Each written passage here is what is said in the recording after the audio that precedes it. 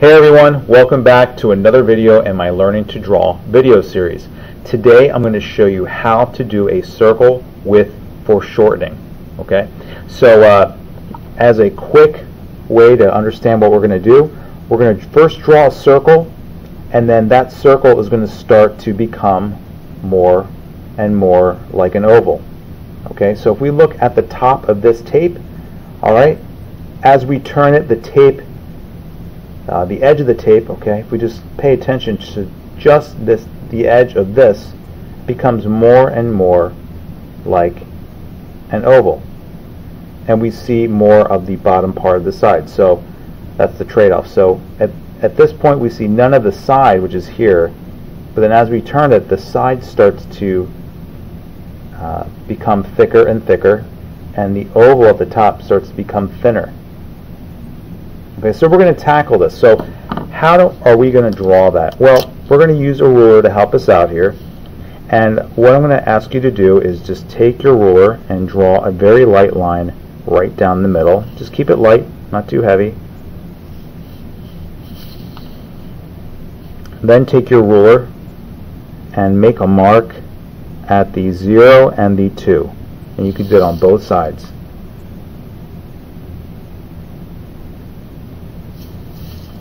We'll go ahead and make another line.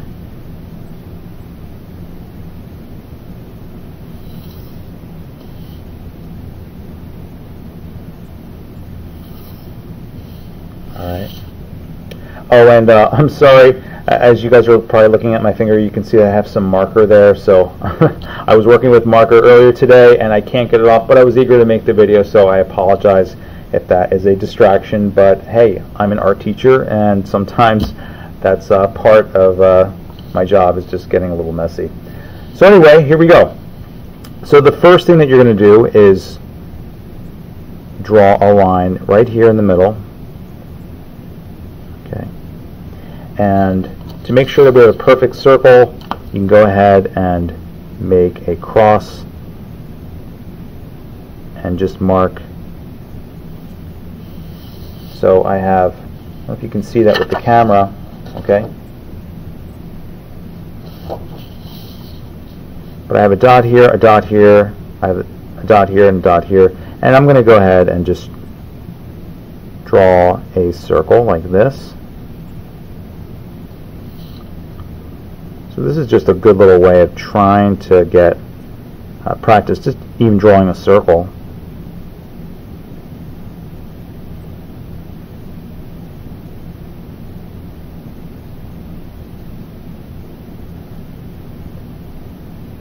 And what you want to do is make sure that you don't do this.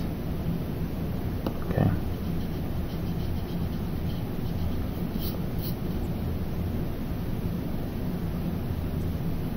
So we just want that to really round out there.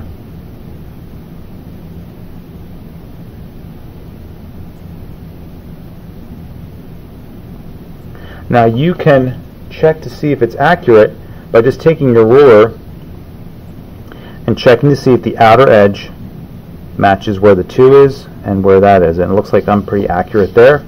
Let's see how I did here on this side. So I have the 1 in the middle, the 2 is here on the side, and oh, I got to push up just a little bit more there.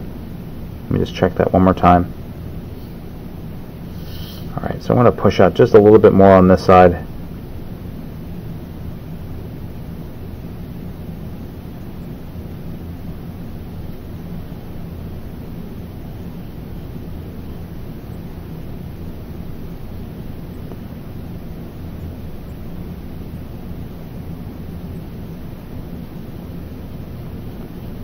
So this is okay for now. Alright, now the next one that we're going to do, we're going to drop down just a little bit more. So if we want to be accurate here, we can take our number, take our 1, keep that in the middle, and then you can bring it down to a 1/4 of an inch in. Okay. Now the outside, you'll line this up in the middle with the 1 and go ahead and make a mark with your 2 here. So I brought it down a 1/4 of an inch here, and 1/4 of an inch here. And you're going to need to make more of an oval shape.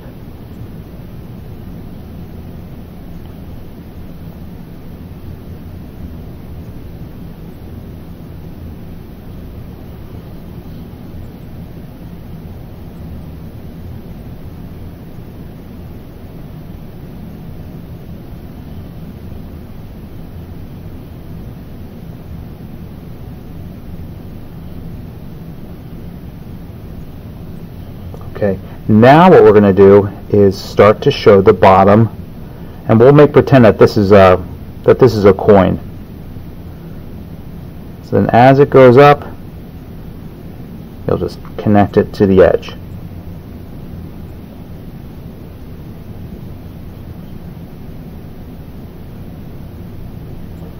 Okay, let's go ahead and make another one. Same thing as before. We're going to make a mark for the middle, which is 1. We're going to put a mark at 0 and a mark at 2. Okay, so that's how wide we want to go. And we need to make the oval we need to shrink it. So now I'll go ahead and make it a 1/2 inch. So I'll put a mark at the 1/2 inch on both sides.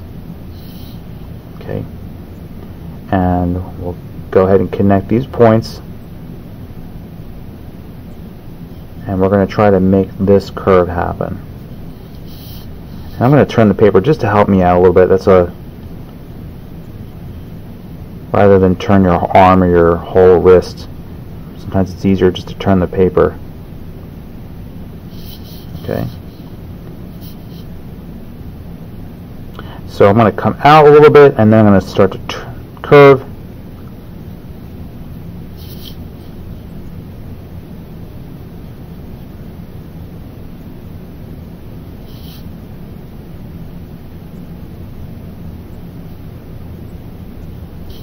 Alright, now if you see how thick I made this, I'm going to make that just a little thicker here,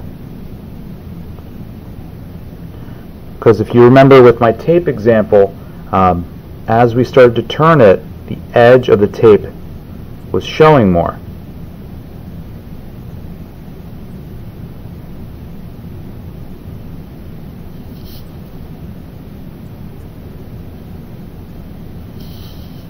Okay, so we have that. So again, just to look at our tape, as we start to turn it, this becomes more and more visible.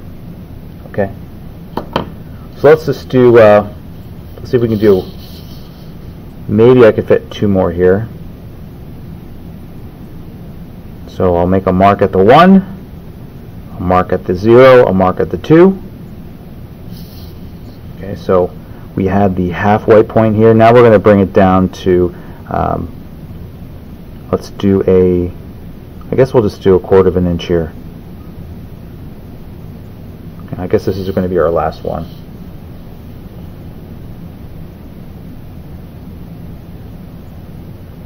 So I come out, I curve over, connect that.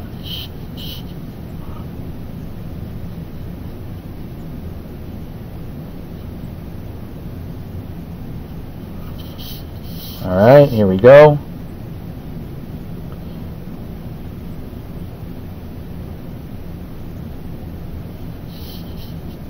So when I come out from this point, I like to come up just a little bit and then I start to curve it.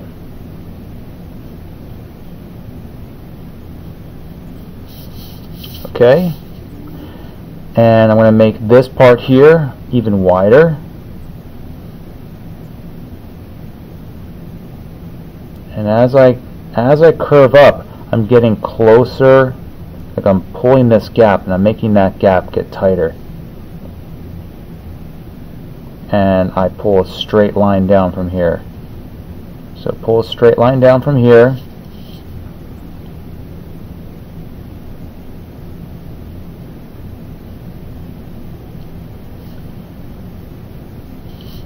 Now you could add more of an effect by just starting to draw lines here, and if you want this to look like a coin, just draw straight lines down. And then as these lines get closer to the edge, they're going to get closer to each other.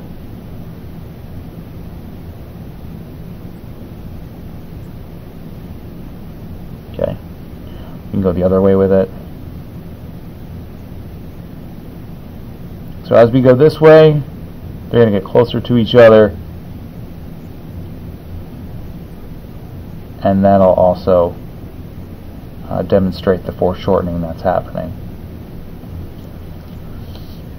Okay, so that's my exercise for drawing a circle or a coin in space as it's turning, and that should give you a quick example of how to do some foreshortening with circles. So give this a try, see how it works, do this in your sketchbook, and I hope I brought you some value today.